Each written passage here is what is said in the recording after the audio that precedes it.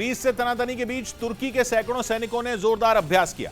राजधानी अंकारा में हुई इस मिलिट्री ड्रिल में घातक हथियारों के साथ तुर्की के 800 से ज्यादा सैनिकों ने अपनी ताकत दिखाई और उन्होंने बता दिया कि अगर ग्रीस से जंग हुई तो वो दुश्मन को तबाह कर देंगे।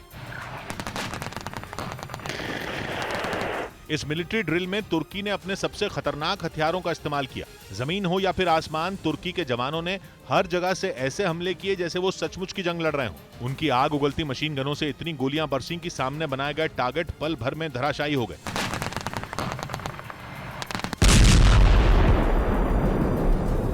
तुर्की ने इस मिलिट्री ड्रिल में टैंक और तोपों से भी जंग का अभ्यास किया। उसकी सेना ने तोप से गोले दागकर दुश्मन के ठिकानों को ध्वस्त कर दिया। इसके साथ ही अभ्यास के दौरान तुर्की के जवानों ने लॉन्चर से एक के बाद एक कई रॉकेट दागे। जहां ये रॉकेट गिरे वहां जमीन पर आग का बवंडर जैसा उठता दिखाई दिया। लेकिन तुर्की की सेना के जवान यहीं नहीं रुके, उन्होंने आसमान में भी अपनी ताकत दिखाई। इसके लिए तुर्की ने अपने सबसे आधुनिक और बेहद घातक लड़ाकू हेलीकॉप्टर T-129 A-TAC को मिलिट्री ड्रिल में उतार दिया, जिसके बाद एक या दो नहीं बल्कि कई लड़ाकू हेलीकॉप्टरों ने वहां मिसाइलें बरसा दी।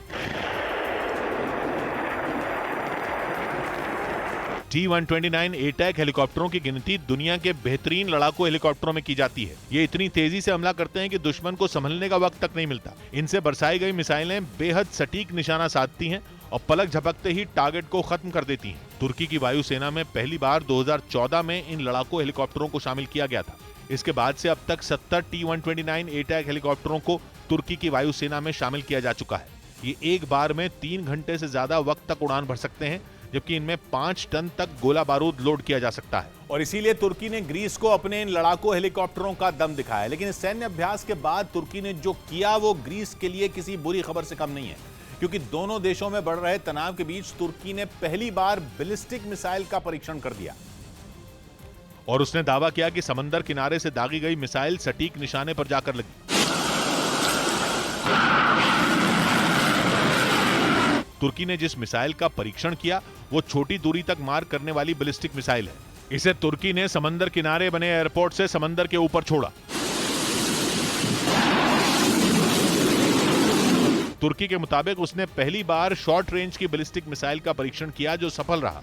उसने दावा किया कि उसकी टेफन नाम की मिसाइल 300 से 1000 किलोमीटर की दूरी तक मार कर सकती है। इससे पहले तुर्की के पास सिर्फ ऐसे रॉकेट थे जिनसे महज 150 से 180 किलोमीटर दूर तक ही वार किया जा सकता था। लेकिन अब इस मिसाइल के सफल परीक्षण से उसकी सेना की ताकत कई गुना बढ़ गई। इसी वजह से उसके हौसले बुलंद हो गए। मिसाइल ने टारगेट को हिट किया तो तुर्की ने ग्रीस को आंखें दिखानी शुरू कर दी और वहां के मीडिया में लिखा गया कि ग्रीस टेफन मिसाइल की जद में है।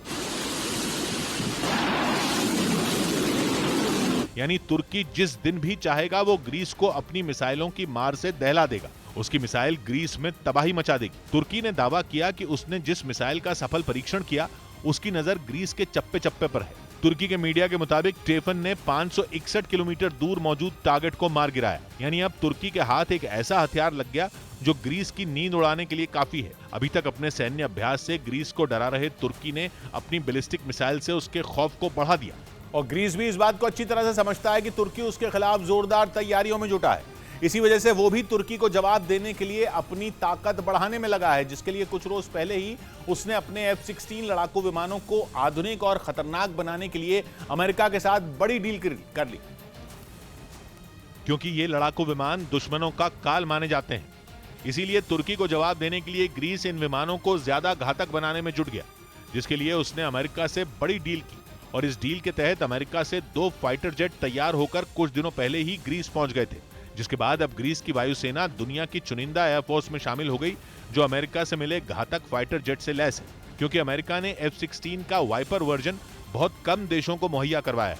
ग्रीस ने दावा किया कि उसने इन विमानों को अपग्रेड करने के लिए अमेरिका के साथ $150 करोड़ मतलब भारतीय रुपयों में करीब 11,800 करोड़ की डील की है, जिसके तहत उसे अभी 81 एडवांस्ड F-16 फाइटर जेट और मिलेंगे, जिसके बाद उसकी वायुसेना की ताकत इतनी बढ़ जाएगी कि वो किसी भी हमले का आसानी से जवाब दे पाएगी। ऐसे में तुर्की को ग्रीस पर कोई भी मिलिट्री एक्शन लेने से पहले कई बार सोचना होगा। क्योंकि ग्रीस को जो F-16 लड़ाकू विमान अपग्रेड होकर मिलने वाले हैं, उनकी गिनती दुनिया के बेहद आधुनिक लड़ाकू विमानों में होती है। इनमें बेहद घातक बम और हवा से जमीन पर और हवा से हवा में मार करने वाली मिसाइलों को लोड किया जा सकता है, जो इन्हें और भी खूंखार बना देता है।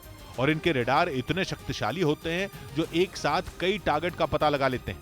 साथ ही इन्हें दुनिया की सबसे खतरनाक और भरोसेमंद मानी जाने वाली हार्पून एंटीशिप मिसाइल से भी लैस किया जा सकता है। और ये बात तुर्की भी जानता है कि हार्पून मिसाइल का F-16 पर होना किसी बड़े खतरे से कम नहीं। कांग्रेस अध्यक्ष पद के लिए हुए चुनाव में मल्लिकार्जुन खड़गे ने शशि थरूर को हरा दिया। इस चुनाव में दोनों नेताओं के नाम सामने आने के बाद ये कयास लगाए जा रहे थे कि खड़गे को जीत मिल सकती है। और जैसे ही उन्हें जीत मिली, उनके समर्थक जश्न मनाने में जुट गए। दिल्ली में कांग्रेस पार्टी कार्यालय के बाहर सैकड़ों कार्यकर्ता इकट्ठा हुए और जमकर जश्न मनाया।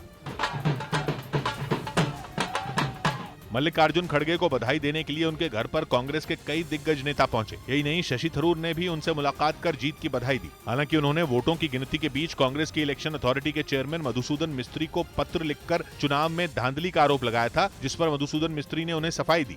इसका पॉइंट बाय पॉइंट इसमें जवाब तैयार करके दिया गया हुआ है। कांग्रेस के अध्यक्ष पद के चुनाव में मल्लिकार्जुन खड़गे को 7,897 वोट मिले, जबकि उनके खिलाफ चुनाव लड़ रहे शशि थरूर को 1,072 वोट मिले। वहीं 416 वोट अमान्य हो गए।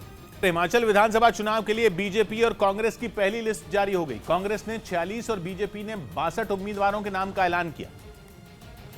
और लिस्ट जारी होते ही हिमाचल प्रदेश के मुख्यमंत्री जयराम ठाकुर ने सिराज सीट से नामांकन भी दाखिल कर दिया। बीजेपी ने 11 मौजूदा विधायकों की जगह नए चेहरों को मौका दिया, जबकि कांग्रेस में एक मौजूदा विधायक का टिकट कटा। हिमाचल प्रदेश में 68 विधानसभा सीटों के लिए 12 नवंबर को वोट डाले जाएंगे और वोटों की गिनती 8 दिसंबर को होगी।